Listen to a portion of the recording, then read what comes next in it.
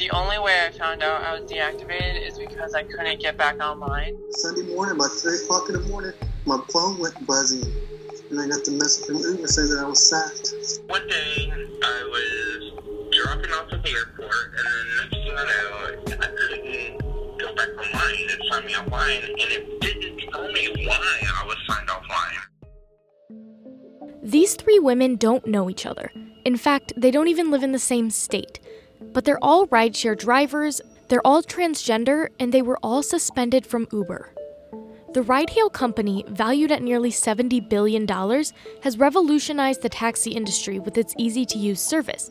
But some drivers say they're getting booted from the app because its features are too basic. I started my transition pretty much when I got this job because I was only like a month and a half on hormones at the point, so there were no physical changes. I wasn't presenting as female, I was just kind of going androgynous. Since Janie hasn't changed her legal name yet, she has to include her birth name on the Uber app, which makes for a lot of uncomfortable interactions with riders. It's for safety of the rider, but it actually compromises my safety more than it helps them. And I literally have to explain myself and out myself all the time, and it's f***ing annoying.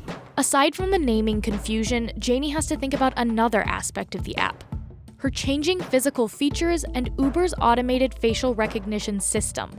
Uber uses something called real-time ID check. It was rolled out in the summer of 2016 to, quote, protect both riders and drivers. Occasionally, drivers will be prompted to pull over and take a selfie. That photo is then compared to the driver's photo on file, using technology from Microsoft Cognitive Services. If that photo isn't a match, the driver's account is temporarily suspended. In theory, it makes sense. You don't want someone that's not actually registered on Uber driving people around. But the problem is, the technology Uber is using doesn't take into account drivers going through gender transitions. Janie took steps to document her transition in the Uber system by uploading new photos throughout her transition, both so that riders would know who to look for and so that Uber had a catalog of her appearance in case there was ever an issue. And just before July 4th, 2018, there was. I was already at Uber. I got ready to go and drove downtown, and the only way I found out I was deactivated is because I couldn't get back online. Once she got through to someone on the phone, she was told there was an issue with her photo verification and that she needed to go into a green light hub to resolve it. You guys only have one hub in a lot of states, and I'm expected to just drive there to prove my identity because it is a mistake. About 3 days later, Janie was back up and running, but she's not the only one that's had to put her work on hold for a few days and drive into a green light hub to explain her gender identity. I don't think Uber is this evil company. Yeah, their focus is on profit, and one of those things is automating as much as possible.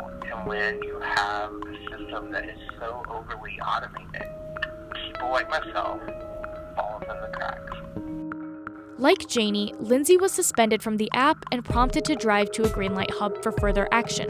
Neither of the women were able to call the green light hub beforehand. And once they got there, things were resolved and an employee apologized for the mistake, but they weren't compensated for the lost time. And I was making about $1,000 to $1,200 a week, so it was pretty good money. And I was able to pay my bills and make my car payment, my insurance, and everything. And it was taken away from me, and now I'm struggling. Amber had been driving for roughly 16 months when, without warning, Uber sent her a message saying she had been terminated for what was called, quote, sexually inappropriate conversation. Amber denies any inappropriate comments and said the report likely came from a conversation about her necklace, which shows the transgender symbol.